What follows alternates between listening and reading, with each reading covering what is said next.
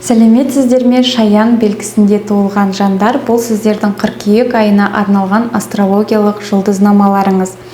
Ең бастысы осы айда екі планетамыз ретро қозғалыстан шығып алдыға қарай жүре бастайтын болады. Яғни осы планеталардың сферасындағы жұмыстарыңыз алдыға басатын болады. Бұл бізде Венера мен Меркурий планетасы. Венера бұл адамның ақшасына, адамның комфортына жауап береді, махаббатқа жауап беретін планеталардың бірі. Ол 4-ші қыркүйектен бастап сіздердің екінші домдарыңызда алдыға жүре бастайтын болады. Жалпы екінші дом бұл Венераның өзінің домы.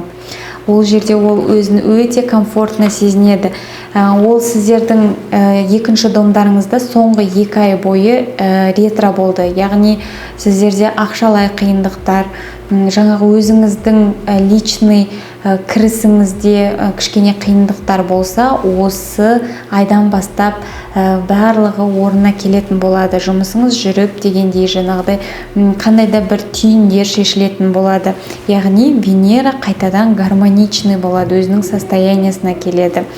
Сондықтан сіздерде бұрын көрмей қалған жаңағы жұмыстарда айқындық пайда болады. Яғни осы уақытқа дейін бизнесіңізда, мысалы, жұмысыңызда қандай да бір кішкене қиыншылықтар болса, бір нәрсені қайталап істеген болсаңыз, сондай мәселелер өзінің жемісін беретін болады.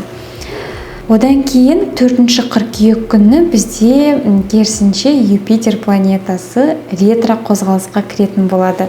Юпитер планетасы сіздердің бірінші домдарыңызда ретро қозғалысқа кіреді. Енді Юпитердің бірінші домда болуы өте бір кез келген планетаның бірінші домда болуы өте бір ответственный кезең деп айтсақ болады. Яғни бұл жерде Юпитер адамға көбінесе жаңағы расширение береді, кеңею, адамның көзқарасын үлкейту деген сияқты. Бірақ бұл артқа жүрген кезде, яғни сіздерде самокопания болуы мүмкін. Яғни сіз көбінесе өзіңізге көңіл бөлетін боласыз. Жаңағыдай енді өзіңіздің салмағыңызға көп көңіл бөлуіңіз мүмкін. Өйткені бұл сіздің бірінші дом деген жалпы адамның өз-өзін қалай ұстауы, өз-өзімен жұмыс, былайша айтқанда. Ал Юпитер планетасы көбінесе адамның іс жағына бағытталады. Сондықтан сіздерді іс жақтан байытатын болады Юпитер планетасы. Және де осы кезде өзіңіздің имиджіңізді өзгертуіңіз мүмкін. Яғни өзіңізге бір нәрсенің жетпей тұрғанын сезінуіңіз мүмкін. Яғни сіздің мүмкін бір сферада жұмыс істейтін болсаңыз, мысалы сіз айтишник болсаңыз, немесе сіз жаңағы таргетолог болсаңыз, қандай да бір SMM маманы болсаңыз, сіз өзіңіздің осы жерде навыктарыңыздың кішкене жетпей тұрғанын сезінуіңіз мүмкін. Және де соны толықтыру, бір нәрсені қайталап істеу, бір нәрсені қайталап оқуыңыз мүмкін, сондай жұмыстармен айналысуыңыз мүмкін. Одан кейін 6-шы қыркүйек күні Меркурий планетасы күн планетасымен бір нүктеде қосылатын болады. Бұл сіздердің 3-ші домдарыңызда болады. Яғни 3-ші дом деген бұл дом обучения, оқу, қандай да бір навыктарыңды көтеру. Осы кезде күн планетасы бұл сіз болсаңыз, ал Меркурий планетасы бұл обученияға жауап береді. Және ол ретро екен, ұмытпаймыз. Яғни бұл жерде нехватка знаний дейді ғой, білімнің жеткіліксіздігі кішкене сезілуі мүмкін сізге. Сондықтан оқыған нәрселеріңізді қайтадан көз жүгіртіп, қайтадан оқуыңыз мүмкін. Өйткені Меркурийдің ретро кезінде қайтадан істеу, бір нәрсені мүмкін бір қандай да бір жұмысты қайтадан істеуіңіз мүмкін. Немесе сіз жаңағы бір барған жеріңізге қайтадан баруыңыз мүмкін жұмыс мәселесімен. Одан кейін 8-і күні бізде Юпитер мен күн планетасының арасында трин аспекті болады. Бұл аспект өте гармоничный аспект. Жалпы 1 мен 15 аралығында аспанда болады бұл аспект. Бірақ именно точный трин бізде 8-і күні болады. Енді бұл сіздердің 3-ші 11-ші домдарыңыз болғандықтан бұл жерде жаңағы оқу мәселесі, өзіңіздің результатыңызды көрсету мәселесі болуы мүмкін. Сондай жақтан позитивный болуы мүмкін сіз үшін. Өйткені 11-ші дом бізде бұл дом результатов, нәтиженің домы. Сондықтан бұл жерде сіздің алған біліміңіз, сіздің нәтижеңізді көрсетеді. Өте гармоничный аспекттардың бірі. Одан кейінгі келесі аспект бұл 15 күні болады. 15 күні одан кейінгі келесі аспект 15 күні болады. Меркурий планетасы алдыға жүре бастайды осы кезеңнен бастап. Және де бұл сіздердің 3-ші домдарыңызда болады.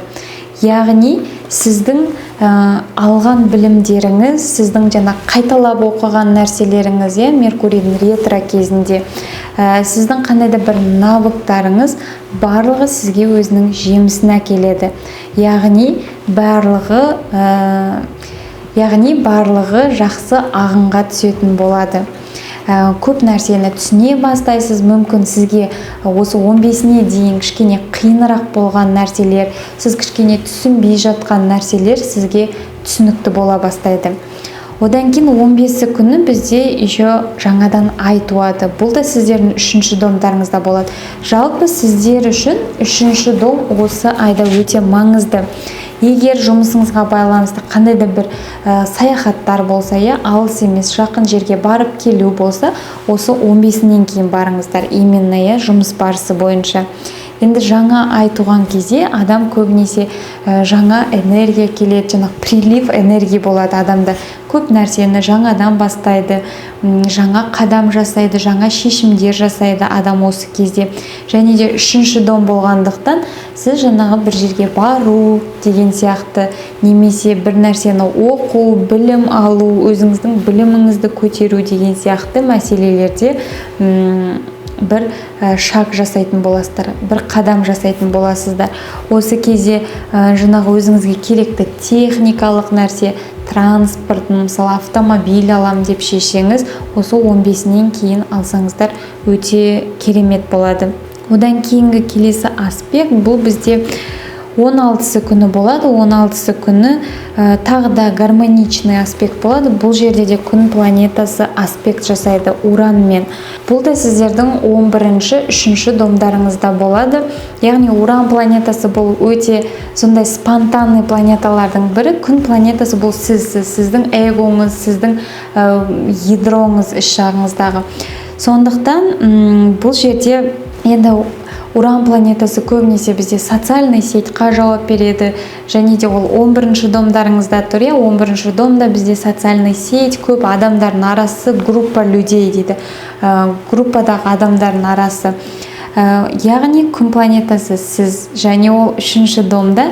Бұл жерде сіздерде бір социальный сетьта прорыв болуы мүмкін, немесе сондай бір көп адамдардың ортасында сөйлеуіңіз мүмкін, өзіңізді көрсетуіңіз мүмкін, өзіңіздің навыктарыңызды, өзіңіздің біліміңізді көрсетуіңіз мүмкін осы кездері.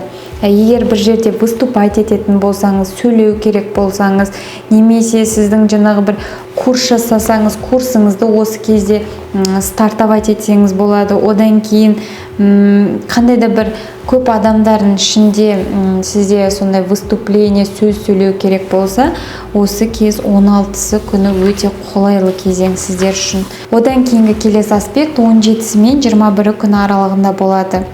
Бұл кезде күн планетасы Нептун планетасына оппозиция аспектін жасайтын болады. Яғни бұл кішкене напряженный аспект, және бұл сіздердің 9-шы, 3-ші домдарыңызды түртетін болады. Яғни бұл жерде бір өзіңіздің ішкі қорқыныштарыңыз шығуы мүмкін, өзіңіздің ішіңіздегі бір недовольстволарыңыз, өзіңізге көңіліңіз толмайтын нәрселер шығуы мүмкін. Және бұл кішкене иллюзия болуы мүмкін, кішкене шатасу болуы мүмкін, өзіңізді бағаламауыңыз мүмкін осы кезде, яғни мен бұл нәрсеге лайық емеспін деген сияқты бір внутренний сізде сондай бір сезім болуы мүмкін. Сондықтан осы кездері кішкене адам сондай бір иллюзорный состояниеда, жаңағы өз-өзін бағаламай, жаңағыдай кішкене депрессивный бір көңіл күйде болуыңыз мүмкін осы кезде. Сондықтан бұның бәрі өткінші, яғни бұл жерде қатты жаңағы стресстің түбіне түсіп кетпеу керек. Осы кезде міндетті түрде өзіңіздің көңіл күйіңізді теңестіре білуіңіз керек. Өзіңіздің көңіл күйіңізге көбірек көңіл бөліңіз осы кезде. Өйткені осы күндері сіздерге басқа бір адамдар, мысалы сіздің білім алып жатқан адамыңыз болуы мүмкін, сіздің мұғаліміңіз, немесе сізге ақыл айтатын ақылшы адамдар, сіз тыңдайтын адамдар сізге кішкене бір негативный сөз айтуы мүмкін сіздің адресіңізға, соны сіз қатты жүрегіңізге қабылдап қалуыңыз мүмкін, яғни сіз оны дұрыс түсінбей қалуыңыз мүмкін. Содан өзіңіздің самооценкаңызды төмендетіп жіберуіңіз мүмкін осы күндері. Сондықтан өзіңізді баланста ұстау осы кезде өте пайдалы болады сіз үшін. Одан кейінгі келесі аспект бұл 29 қыркүйек күні болады. Ай толатын болады. Ай сіздердің 10-шы домдарыңызда толады. Яғни 10-шы дом деген бұл адамның статусы, адамның жетістігі, адамның жұмысына жауап береді. Сондықтан бұл жерде сіздер өзіңіздің жұмысыңызға байланысты, өзіңіздің статусыңызға байланысты қандай да бір шешімдер жасайтын боласыздар. Және де сіздерде 21 күні жаңағы аспектті айтпаппын ғой, күн планетасы мен Плутонның арасында өте гармоничный аспект болады, және Плутон планетасы сіздердің 7-ші домдарыңызда. 7-ші дом енді бұл адамның партнерлары, ал 10-шы дом статусы болғандықтан бұл жерде сіздер бір керемет шешім жасауыңыз мүмкін. Жаңағы біреумен өзіңіз отасамын деп шешуіңіз мүмкін, жаңағы сіз осы кездері үйлену, тұрмысқа құру деген сияқты шешімдер жасауыңыз мүмкін. Яғни өзіңіздің статусыңызды өзгерту мақсатында, немесе сіз өзіңіздің партнерларыңызбен жақсы бір келісім шарт жасауыңыз мүмкін. Осы полнолунияда сол нәрсе шешілетін болады. Яғни 21 күні сіздерде старт болады, яғни сіз сол туралы ойлана бастайсыз, немесе ол сіздің жеке басыңызға байланысты партнеріңізбен қандай да бір жұмыс, немесе сіздің бизнес партнеріңізбен сондай бір партнерствоға түсу жөнінде бір шешімдер жасайтын боласыз. Және де бұл 29 күні сіздерде шешілетін болады. 29 күні сіз уже точный жаңағы шешім қабылдайтын боласыздар. Және ол шешім сіздерге тек жақсы жағынан пайдасын алып келеді деп сенемін.